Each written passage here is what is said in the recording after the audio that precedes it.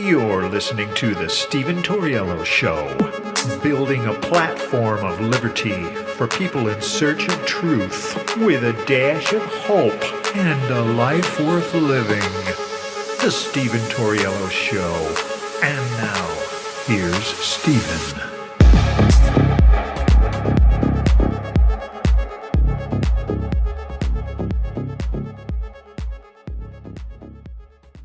What's up, ladies and gentlemen? Welcome to the show. As always, thank you for tuning in. So it's the big night. It is the big night for Kamala Harris. I think this night's bigger for Kamala Harris than it is Donald Trump.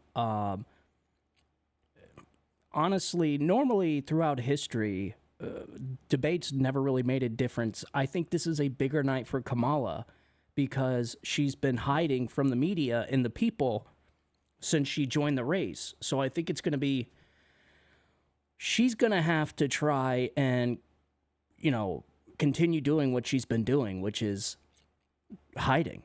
So it's going to be very difficult for her. And I think Donald Trump's debate team, whatever, he says that he doesn't prepare for debates, but I think he's going to this time. I think he knows just how important this debate is. And let me tell you something. This Donald Trump doesn't have nearly at risk as Kamala Harris does. If she has a huge flop tonight, then it's probably going to be, I'm not going to say over, but it's going to be very hard for them to get back momentum.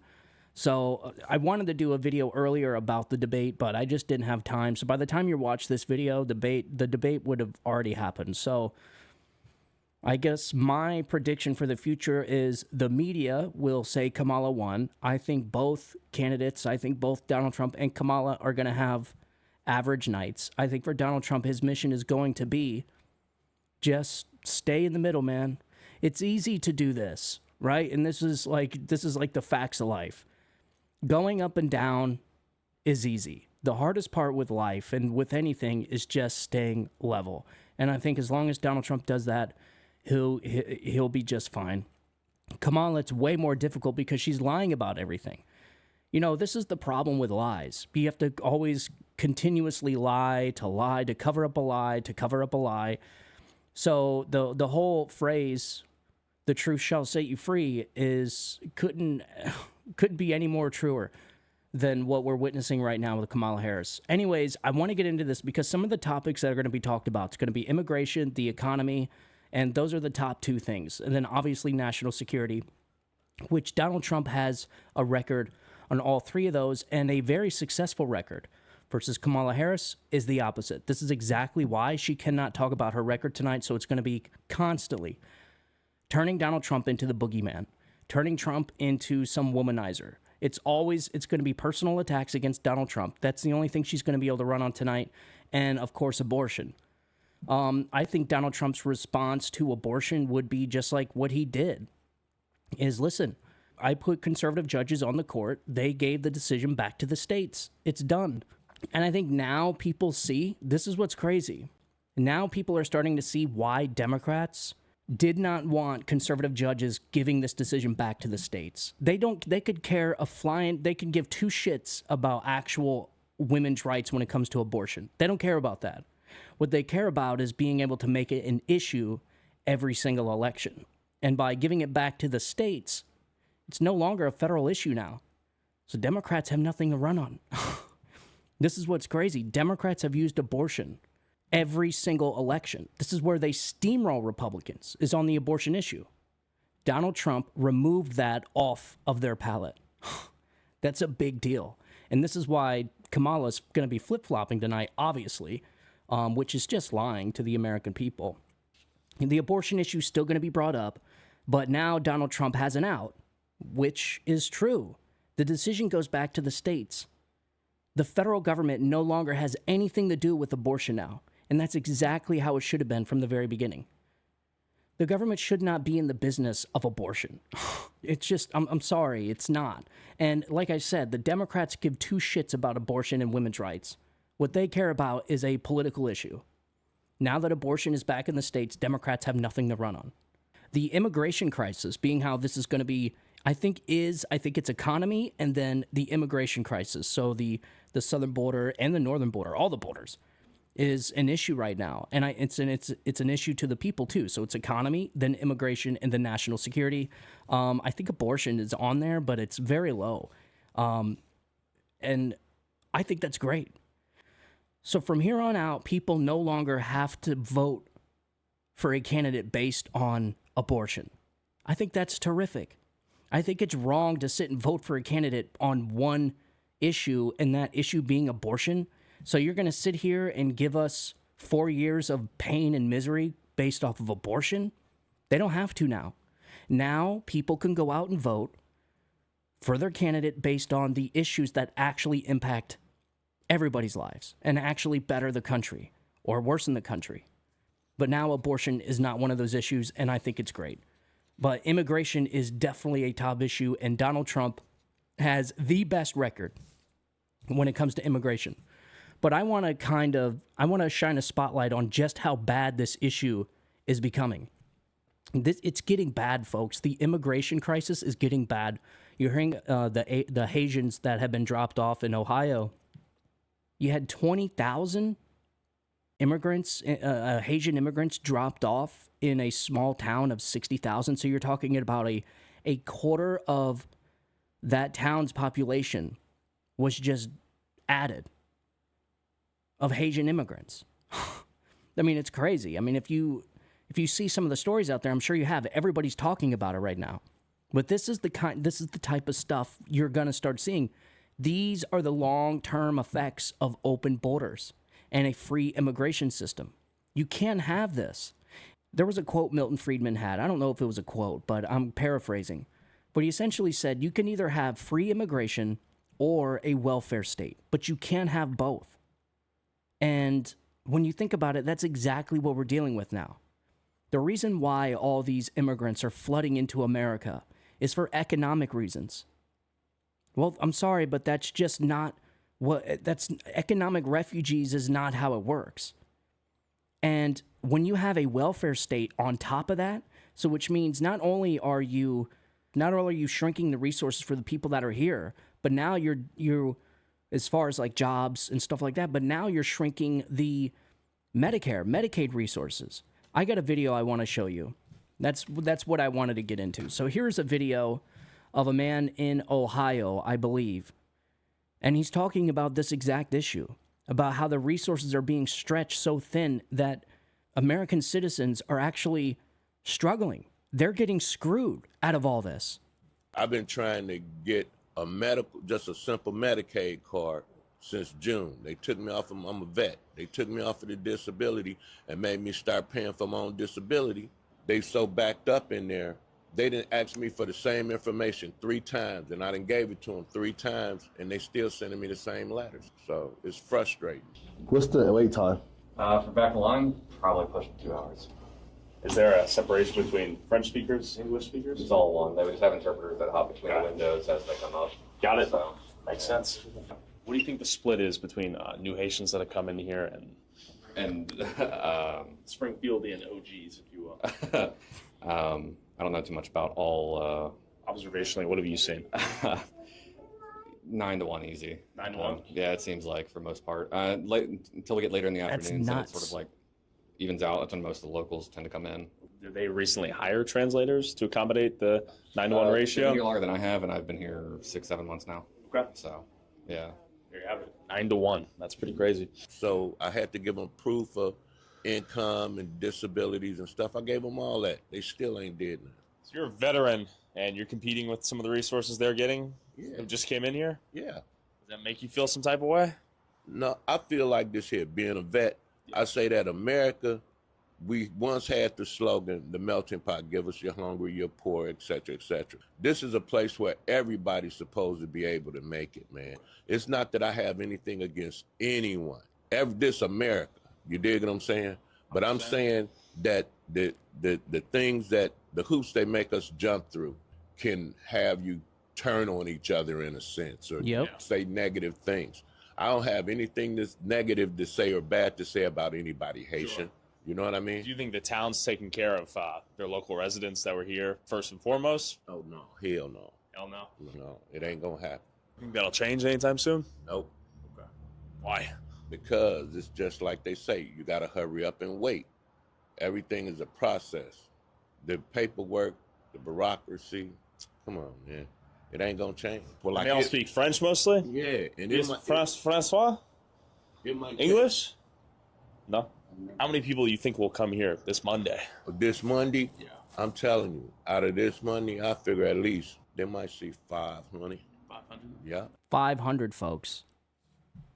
500 in one day, in a Monday. 500. And that is the Medicare office, Medicaid office. And what the guy was talking about, America being this great melting pot, it is. And back before 1913, before we had welfare, you could come here and you can work. And everybody had equal opportunities here. But it's not like that now. Once you add welfare, once you build an incentive structure for everybody and for anybody and everybody to come over here and get those resources, you get exactly what this guy's dealing with right here. It's just you can't have both. You can either have free migration or a welfare state, but you can't have both because for this exact reason. And so now this guy, I think what he was trying to hint to was America first. They make him jump through all these hoops, a veteran, by the way, make him jump through all these hoops, go through all this stuff, sit and wait in a line for 2 hours because there's 500 Haitian immigrants there signing up for Medicare, Medicaid benefits. We can't do this, folks. This is unsustainable. You know this and I know this. You can't sustain this type of system when you have more people taking out of the pot than you have people putting into the pot.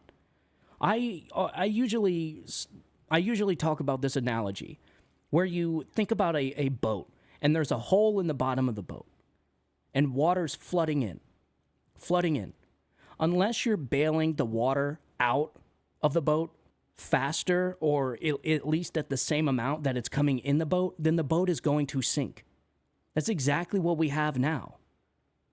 You have all these people pouring in, getting all these vital resources that American citizens are putting into the system, and there's not going to be enough left. The boat is going to sink. The only way to fix this is you have to plug the hole. You have to. I mean, it's common sense. This is exactly, and I think this guy was trying to hint to it. It's so common sense. We've never had a political party open up our borders like this and flood our country with 15, 20 million illegal immigrants and incentivize them by giving them benefits, $10,000 cash cards, free housing, free phones, free health care, insurance, free food. Of course you're going to have 20 million freaking people come here. Why wouldn't they? I don't blame them. Their one job and the most important job of the chief executive officer, commander-in-chief, the president of the United States, is to secure our sovereign nation, to secure our borders. So they are failing at their one job, their most important job. And I'm telling you right now, that needs to be said from the beginning of the debate, during the debate, and at the end of the debate, is what these people have done to our immigration system and what they have done to our country and its borders is disgusting. It's disgraceful, and it's never happened before. And these are the long-term effects you're going to start seeing, and it's not just this guy. It's happening all over the place. Remember that phrase that they used to say all the time? Republicans used to say it all the time. Every state is a border state now. Because these immigrants, when you have 20 million people coming into a country, they have to go somewhere. And if you think this is bad at the Medicaid office, think about the schools, the kids. Think about the education system being overwhelmed. Now you have American citizen children that are not getting the education that they need because you have schools that are overwhelmed because you just pumped a school with 3,000 more children. They can't speak English. I mean, nobody thinks this is a good idea. This is, and I'm telling you, Donald Trump needs a hammer on this over and over again. This is the most damaging thing you can do to a country. By far. What these people did to our country is shameful. Shameful. And this is, Kamala Harris can't get away with this. She was in charge of the immigration. She was in charge of this. You can call her borders czar, you can call her whatever you want. Her job was to fix the core issues with our immigration system. Did she do that? No, she failed. She failed miserably. These people opened up our borders. Opened them up. And they are shipping all these people into the interior of our country, all over the place. And for what I'm reading in reports, in mostly red areas. And so the people that are thinking that immigrants are going to be voting in this election, you're not really making them feel at ease. So this is the problems Democrats create, man. This is why I say this is not a Joe Biden problem. This is not a Kamala Harris problem. This is a Democrat Party problem. This party is the most destructive political party this country's ever seen. Ever. And this is why you have people leaving in droves from this party. Almost every single show that we do, I play another prominent Democrat that's leaving the party. They're leaving in droves because they know that this is unacceptable and it's unsustainable. No country can sustain this. In fact, no country is sustaining it. You have freaking countries all over the globe trying to, with this immigration crisis. Because why? Because America exported this very bad idea that you should open up your borders to be kind. To be kind and generous and give them welfare, to be kind and generous. I mean, it just doesn't make sense. And so what about the people? What happens to all the taxpayers that have paid into this system their whole life? What happens when that system goes bankrupt? You're going to sit there and tell them, oh, we don't have any money left because we gave it to all the illegal immigrants that are now back into another country or went back home because America collapsed? I mean, it's so sick, man.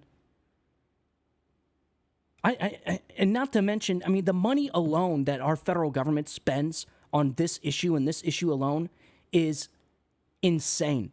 It is unbelievable, and we're getting ready to go through it right now. I've been looking into NGOs for a long time because this right here, ladies and gentlemen, these non-government organizations, they are causing this. The federal government is paying them.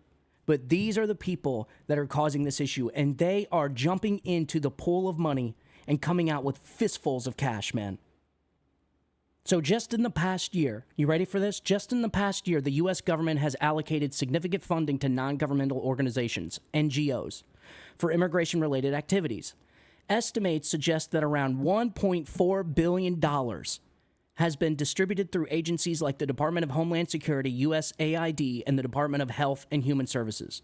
These funds support services such as temporary shelters, food, transportation, and legal aid for immigrants.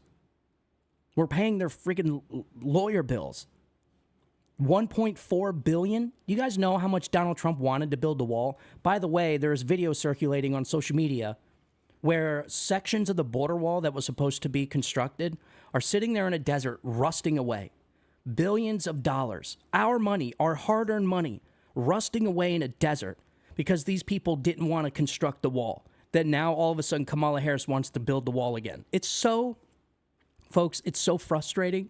It irritates the hell out of me how Kamala Harris has the gall to get in front of the American people and say, I support building a border wall.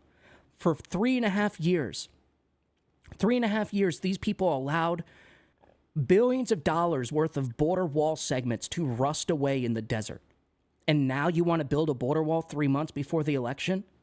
Now all of a sudden you care about the immigration crisis after 3.5 years when you were in charge of the immigration? When you were in charge of figuring out the immigration crisis and you failed? Now all of a sudden you care about the immigration crisis. These people are such phony frauds. And come to find out that in a year we have spent $1.4 billion on the crisis that the Biden-Harris administration has created. This is what I try and stress to people the most. It's like they talk about this bipartisan border bill. They talk about, oh, Donald Trump rejected the bipartisan border bill, which the guy wasn't even president, for one. Number two, we all rejected it. Number 3, it wasn't bipartisan. It was negotiated by 4 people behind closed doors in a smoke-filled room. That's not bipartisan. Everybody rejected that bill from Republicans. And I'm telling you right now, if the NGOs supported the bill, it was a bad bill for America. Because these NGOs are making billions of dollars. Think about that. In 1 year, $1.4 billion goes to temporary shelters, food, transportation, and legal aid. That's where our tax dollars are going to NGOs, lawyers, people that are divvying out this food, transportation. I mean, people are making a crap ton of money off this. And who gets screwed? We do. And Kamala Harris, this is the most bizarre, this is the most shocking part of it all, is that Kamala Harris was overseeing all of this for the past 3.5 years. I mean, it's so shocking. It is so in your face corrupt, man, that these people have the balls to come out and talk about how they support a border wall now, how they want to fix the immigration crisis now, after 3.5 years and 20 million illegal immigrants later. It's nuts. And you can add that to the billions of dollars the government wastes on all the other crap that they waste the money on, because it's not their money. This is the problem. It's so much easier spending other people's money, is it not? When somebody gives you their credit card, if you've ever went shopping for somebody and they give you your credit card, are you really shopping around for the best deals, the buy one, get ones? Hell no. You're just going to get what they want, put it in a cart, and pay for it. Why would you care? It's not your money. It's the same thing with the government. And I said this a ton of times. I've said this so many times. The government cannot create prosperity, and the government cannot spend your money better than you. This is, I mean, it's really, to be honest, it's sad. It's sad that the American people have no control over how their money is spent. They have no control on how many people are being allowed into their country and dispersed all throughout the nation. They have no say-so in any of this. This is because this country is being run by an oligarchy. It's not being run by a democracy. This is not a democracy. This is not even a constitutional republic right now. This is an oligarchy. You have a handful of rich ruling elites running this country. Not a president, not a commander-in-chief, not the Senate, not the House. It is an oligarchy that's running this country, and that's why we don't have a say in how many people are being allowed into this country. We don't have a say on our border security. We don't have a say on how our tax dollars are spent. I think if people knew that in 1 year, $1.4 billion of their money was being spent on just transportation, food, and shelter for the immigrants that are coming across this country in just 1 year, I think people would be quite pissed. And this is exactly why Donald Trump needs to talk about this over and over and over again. This happened because the Biden-Harris administration made this happen. Donald Trump gave this country the most secure border it's seen in decades. Within 36 hours, Joe Biden and Kamala Harris opened it up and ruined it. This is all self-inflicted, all of this. You don't need a damn bipartisan border bill. You just need to implement the laws that Donald Trump had on the books already. These people dismantled, and they bragged about it. I remember it. I played a video on the show.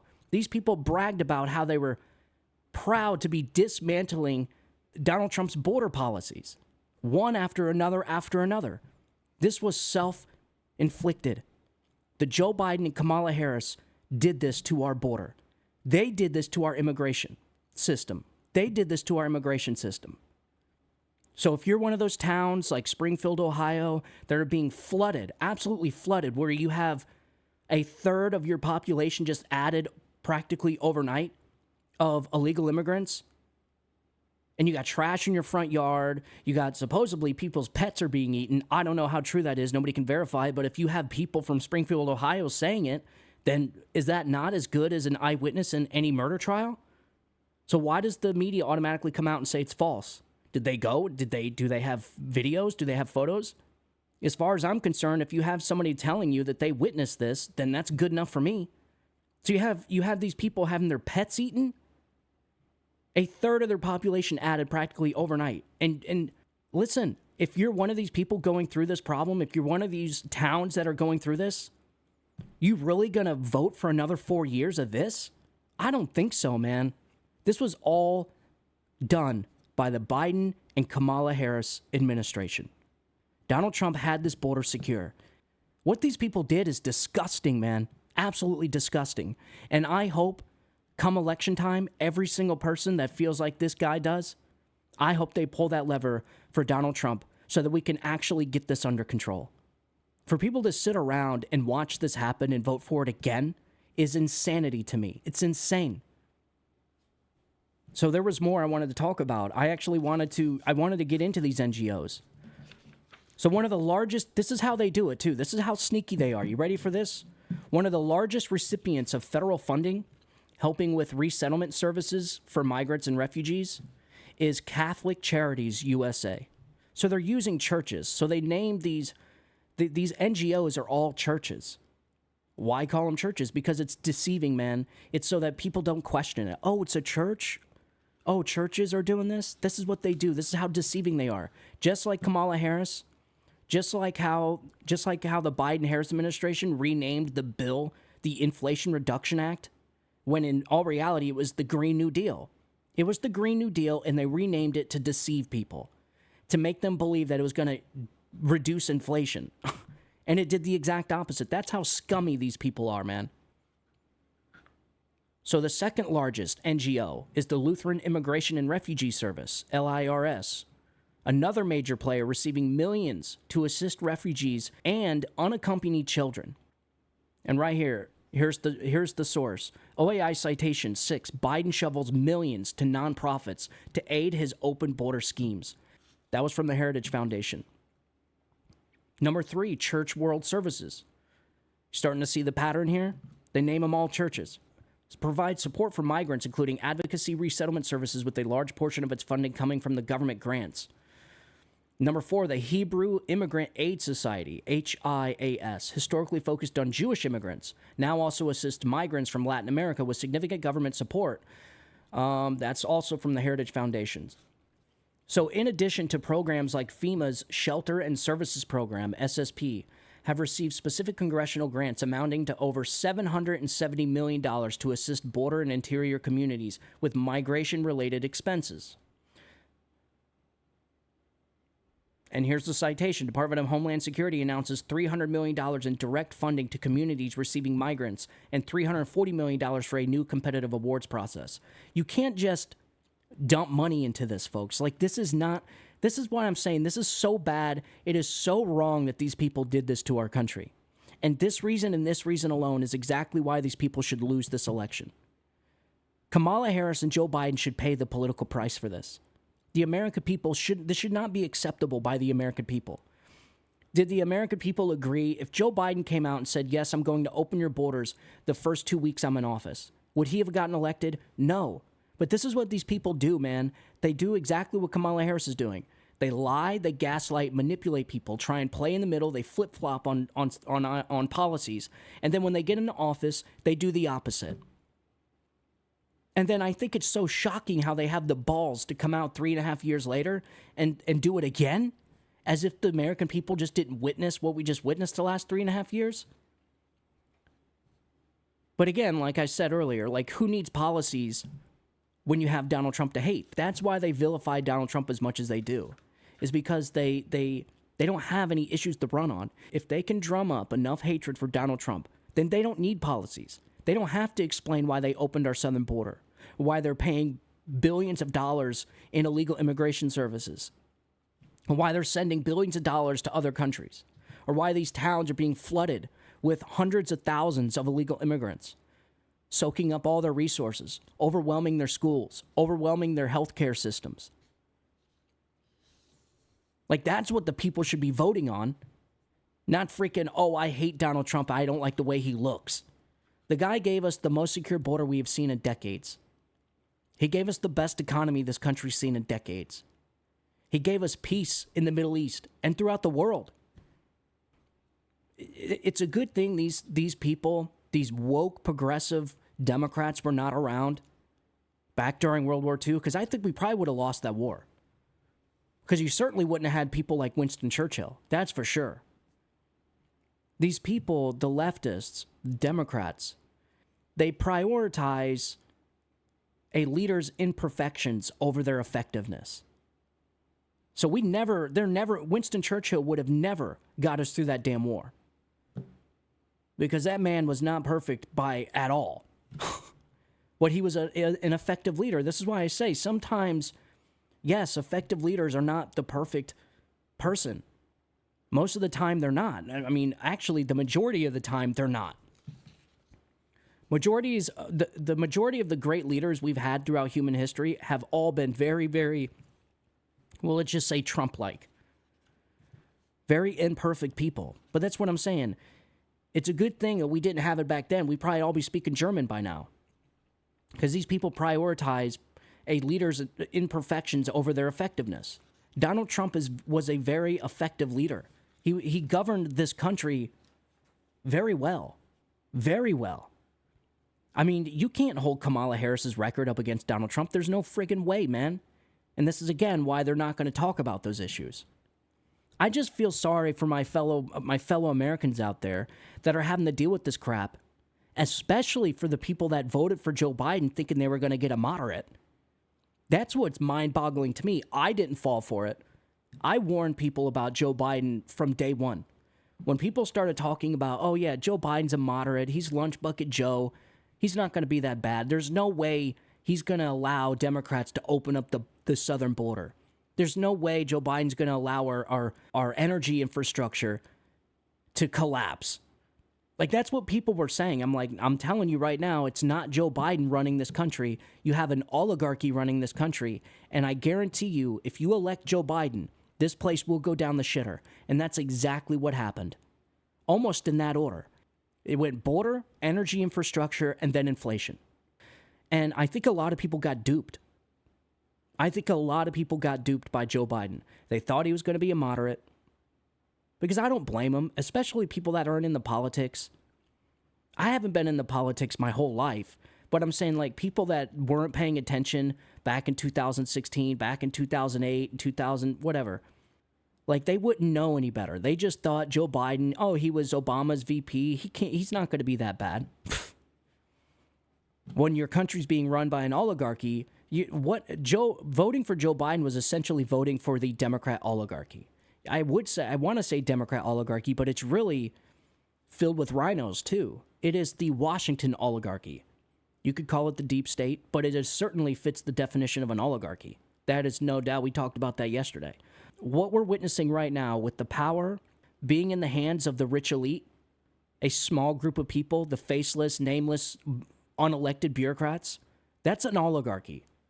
People that have connections in politics, connections with wealth, connections with fame, connections with the cultural institutions like Hollywood.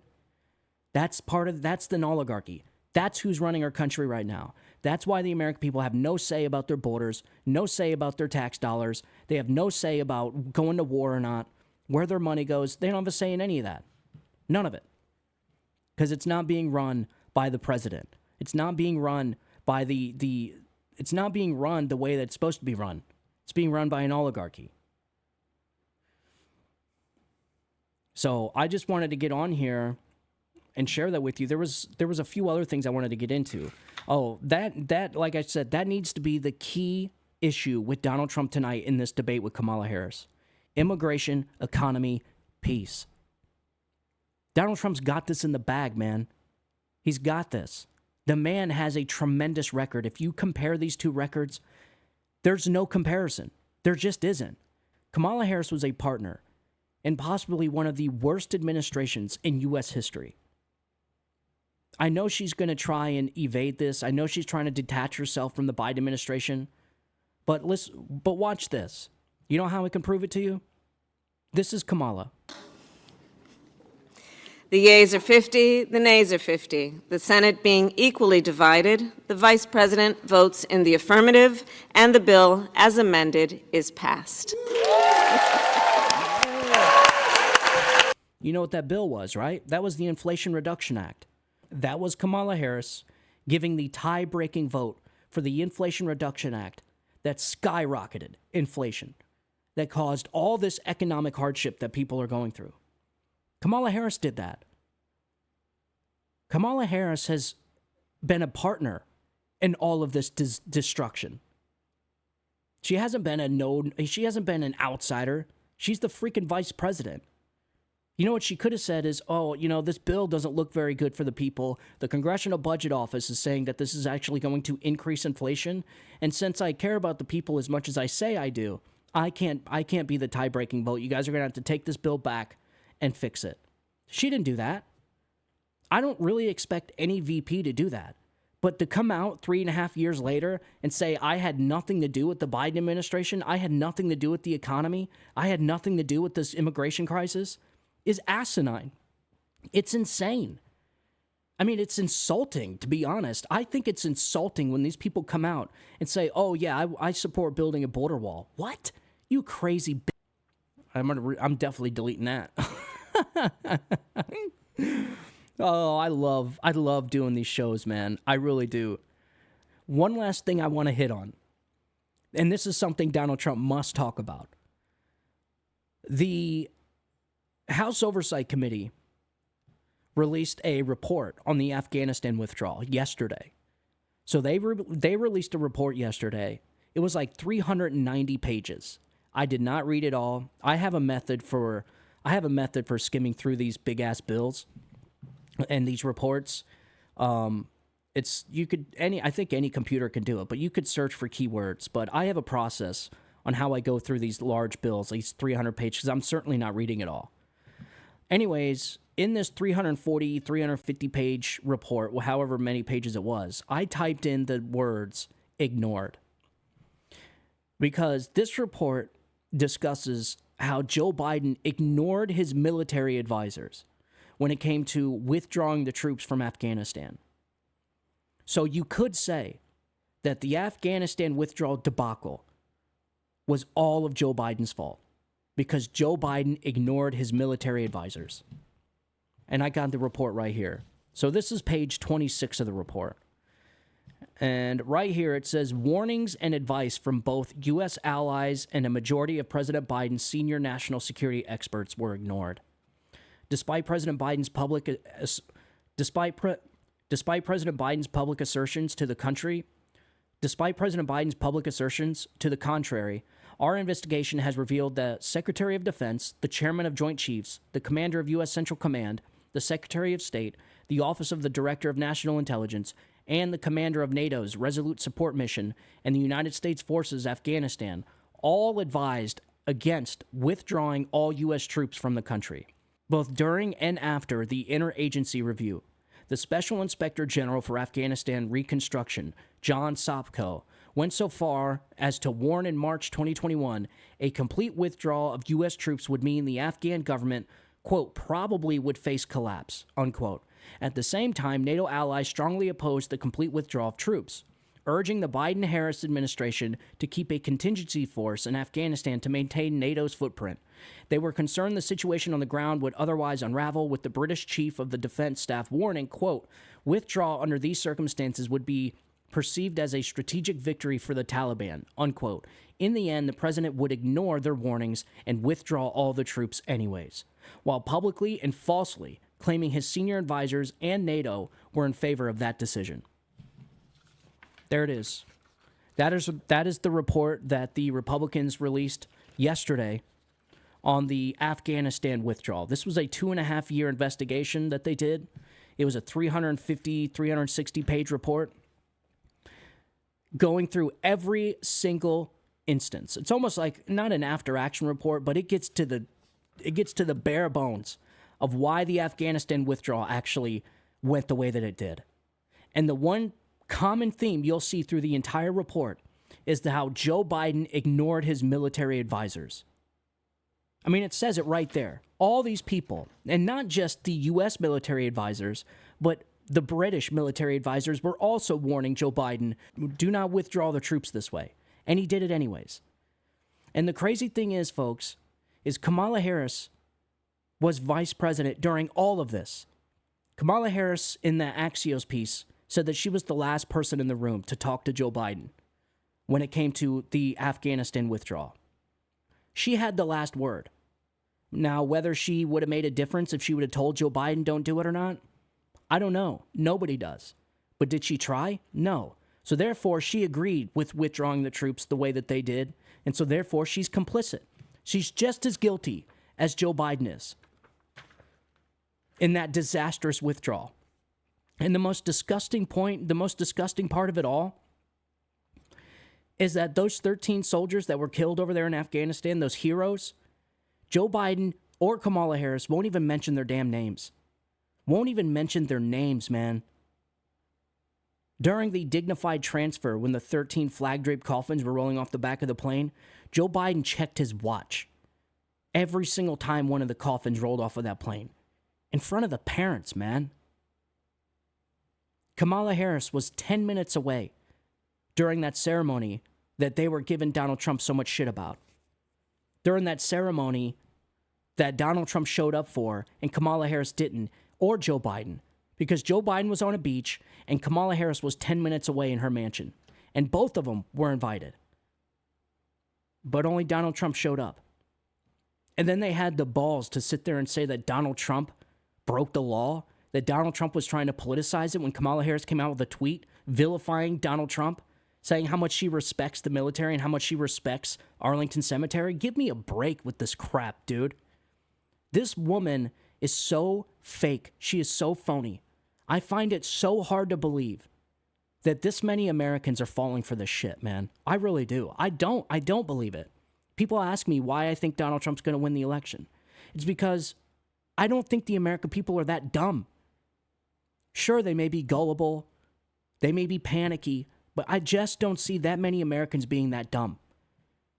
To see what they've seen the last 3.5 years, their lived experiences, and to vote for it again, it doesn't make sense to me, man. And then you have people, the defeatists out there, saying that they're going to cheat, and that what's the point in voting? I don't believe that, man. Are they going to cheat? Absolutely. I absolutely think there's going to be some cheating in this election. There's no doubt in my mind. In fact, you can go back to my last videos. That's exactly why they opened our southern borders. This is the great replacement theory. You know, the ones they keep calling us conspiracy theorists for? That's what this is. This is the great replacement theory. When you see illegal immigrants taking the jobs, when you see the illegal immigrants taking all the resources that the American taxpayer put into the system, when you see media headlines and politicians coming out and saying that the illegal immigrants are good for America, they're doing the jobs that the American people won't do. Give me a fucking break, man. That's called replacement. They're replacing Americans. And there's not a doubt in my mind they're going to cheat. There's not a doubt in my mind that that's why all these illegal immigrants are here. Just like there's not a doubt in my mind that January 6th was a false flag operation. And there's not a doubt in my mind that the 2020 election wasn't stolen. But I'm telling you, sitting at home and doing nothing is exactly what they want. They want you to be so demoralized from 2020 that they want you to sit at home and never vote again. Don't give them that privilege, man. Everybody needs to get off their asses and go grab your family, at least your family. Grab your household and go to the damn voting booth and vote. And vote for Donald Trump. That's all you got to do. And for other people out there that are a little bit more energetic and a little bit more into politics, get 10 other people to go with you. Get your neighbor's household. Get your friend's household. Get them registered. Go vote. But at the very least, bring your household and go vote for Donald Trump. That is how we win this. You have to outvote the margin of cheating that from all these illegal immigrants. Listen, with the bill coming up, the whatever you call it, the freaking continuing resolution bill, the SAVE Act must be put in there. And from what I'm hearing, Joe Biden says he's going to veto it. It's dead on arrival. Chuck Schumer. Then good. Then let the government shut down because Democrats don't want to secure our elections. Let that be the reason. If any reason, let that be the reason. Shut the damn thing down. You don't want to secure our elections. You don't want to prevent illegal immigrants that you just flooded into this country by the millions. You don't want to prevent them from voting in our elections. Then shut it down. Shut the government down. Because to me, that's a hill worth dying on. Because if we don't have elections, folks, then it's over. Then all of this is for nothing. This is why I said when I joined Project 2025, they asked me what was my biggest policy. I'm trying to figure out how I said it. Something along the lines of, what policy do I think is the most important? Like, implement very first thing. What is something that I would fix if I had the chance? And the very first thing I said was, without even thinking about it, the elections, our election process, our election system, they are broken.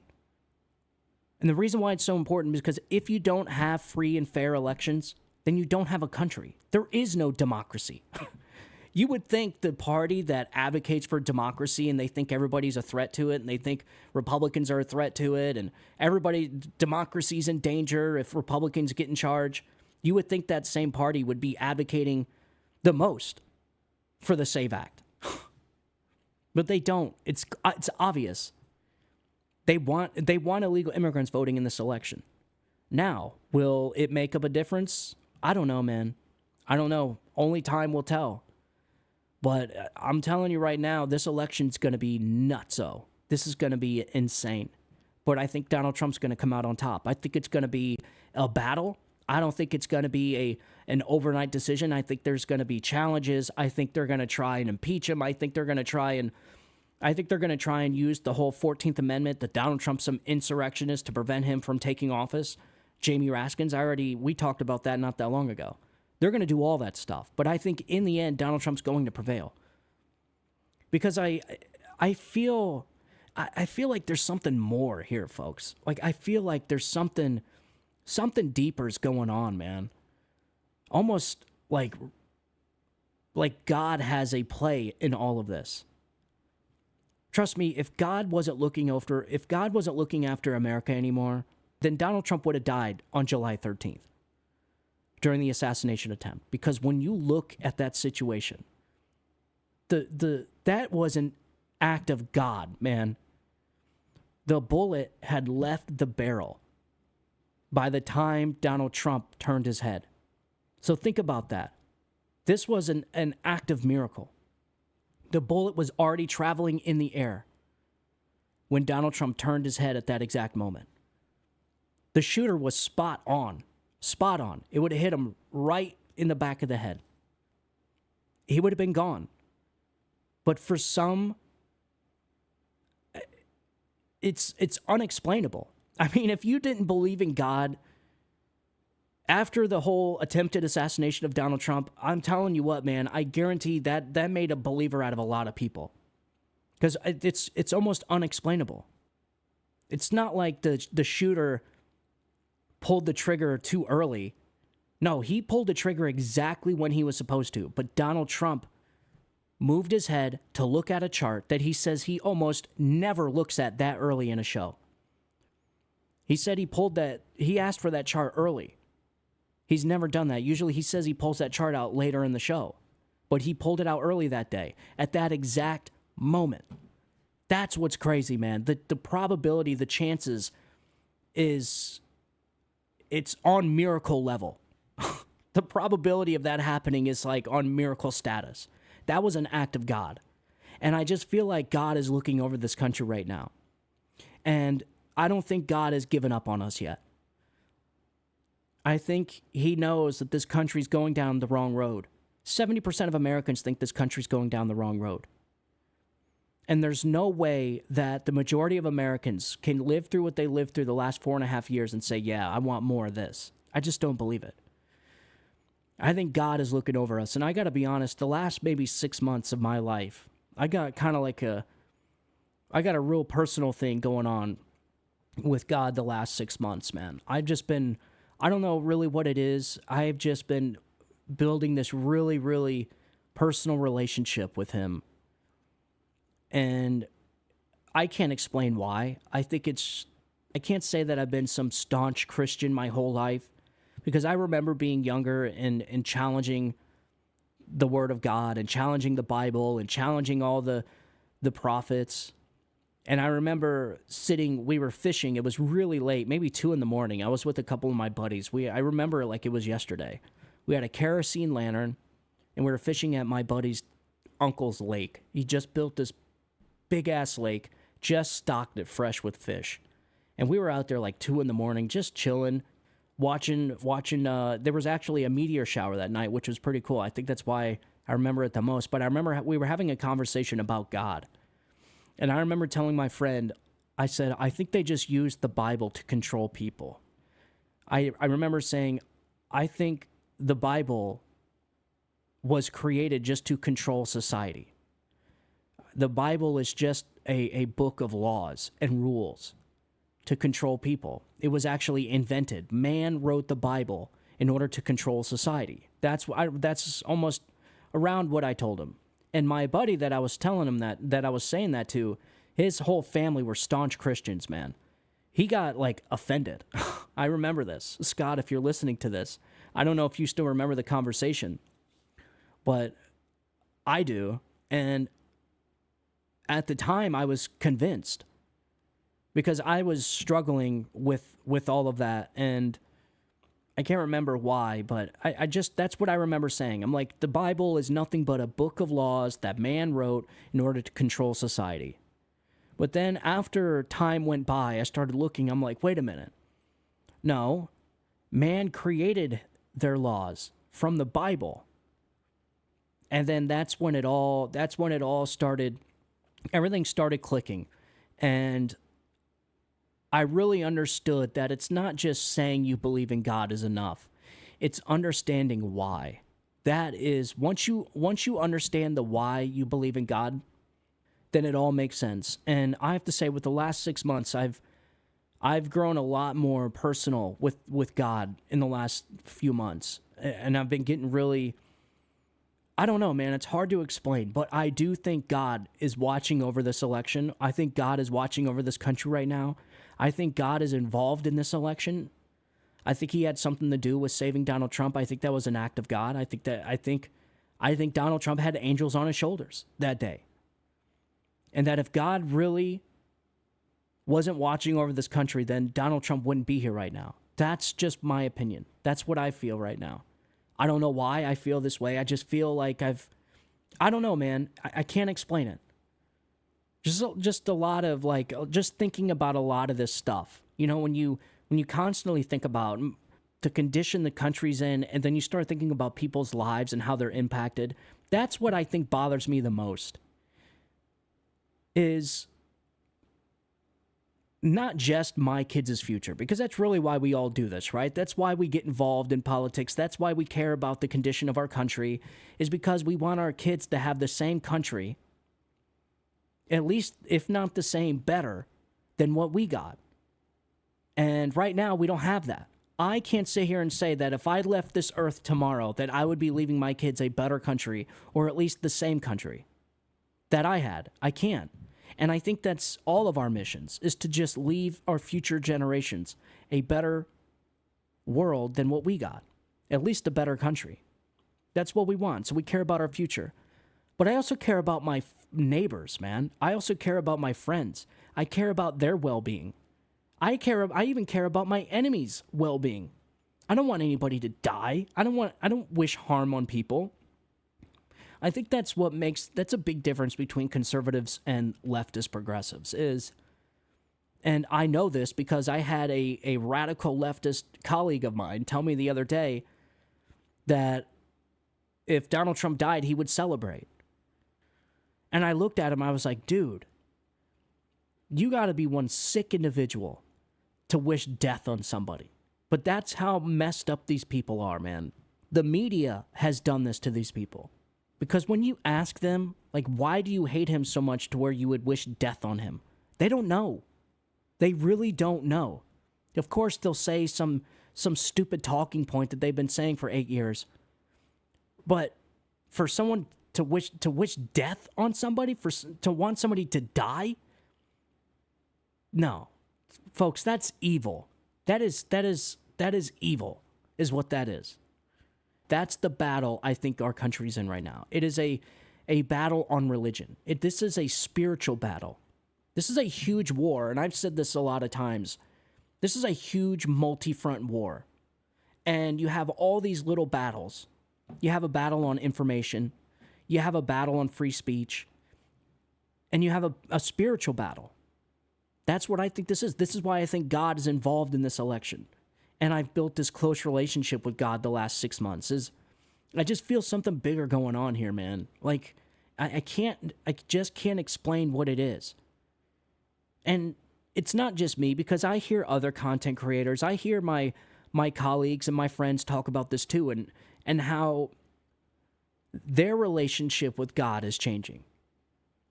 I think this is waking a lot of people up in a good way. I think it's waking a lot of people up to this spiritual battle that we're in. I think a lot of people out there are starting to find God for the first time. I think it's a shame that religion was removed from our society to a point to where we are now. I think that's exactly what's wrong with this country. I think the more that religion is removed from society, the worse things get. I think this is a spiritual battle. We are facing a spiritual battle right now. That's why I think this election's a lot bigger than normal elections. I've never seen an election like this. You got Democrats and Republicans, Kennedy endorsing Donald Trump, the vice chair of the DNC endorsing Donald Trump, Tulsi Gabbard, Alan Dershowitz leaving the Democrat Party. Now, this is a spiritual battle, man, I'm telling you. At least that's how I feel about it. I just feel like it's different. This is different. This is a different election. Anyways, all right, ladies and gentlemen, I rambled on long enough. I was actually thinking about quantum physics today. If you guys ever read into quantum theory and quantum entanglement and stuff, man, you want to talk about some bizarre theories. It's interesting. And you start getting into, the reason why it started was quantum computing. I was looking into future stocks in quantum computing, and there is a few companies that are focusing on this. It's mostly the major ones, IBM, Intel. I think NVIDIA is working on a quantum computer. Of course, you have Microsoft working on quantum computing, because it is the future. It's going to, when I say revolutionize computers, you can't even put it on the same level as the best computers we have in the world right now. You could take the best computers we have in the world right now, combine them together, and it still wouldn't be as powerful as one quantum computer. That's what we're talking. That's like the type of change we're going to see when quantum computing starts becoming relevant and available commercially. I mean, it's all the unforeseens that we don't even think about.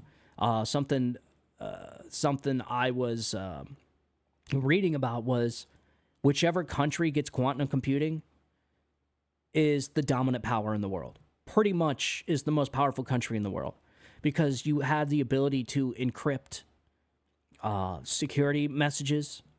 You have the ability to hack the most cryptic messages, the most secure files.